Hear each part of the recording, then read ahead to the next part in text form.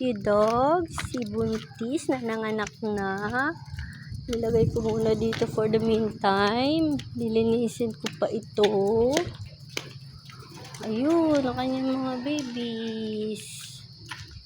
Ito siya. Halika dito ka. May langgam dyan, may langgam na to. Ito tayo dito. Dito yan. Oh, yan, ang nanay. Ito naman ang mga babies.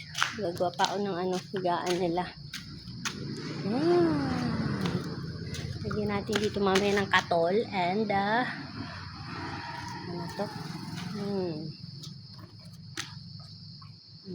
Nagutom ang mother. Bella! Buntis is eating. Bahala ka dyan. Ayun ang aking si Bella May na nakawala. Ito ay rice mill na sarado na. Ito ang aking Bella May.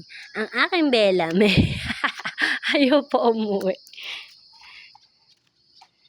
Ito ang aking walang may-ari kasi. Diyos ko Lord, nakakaawa. Abandonado. Hindi maabandonado. May may-ari pa rin ito. But open lang siya kasi. So, yan. Nakasanla na daw to sa bangko. Dito ko lagi pinapagalay ang aming si Bella May. Kaya sanay na siya dito.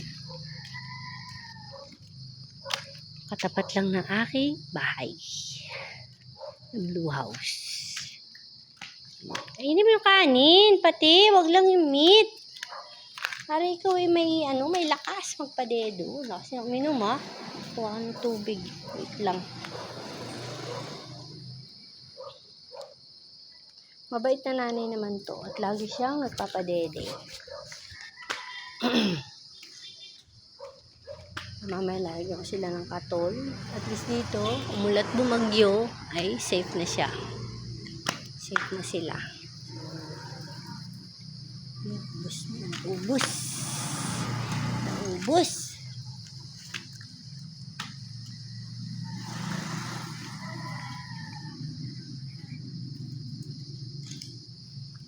Wow, naman, ang dumi-dumi nga kaso baka wala tong injection ay kagatin ako Dito pa ako mapasama. Dito pa ako matigo. Pero yung kanyang mga babies, pagka pwede na after 3 months, papa-injection na natin. Libre naman sa munisipyo. Yan, sana mabuhay silang 6. Kaso hindi ko kayang alagaan lahat. Kaya baka isa na akong kuhanin at ipamimigay na natin. No, tapos na. Ayun man tubig. Ubus niya. Ibig sabihin, gutom talaga siya. Bilis. Tamad ka naman, hindi mo simutin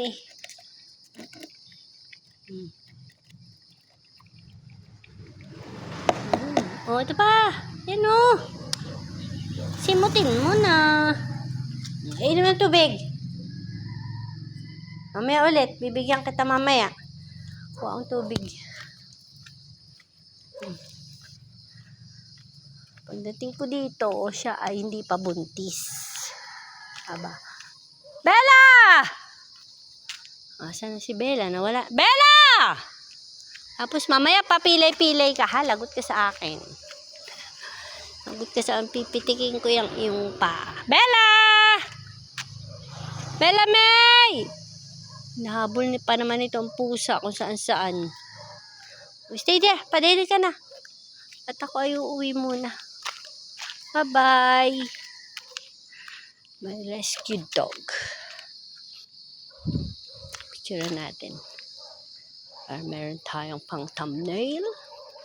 Dito ka lang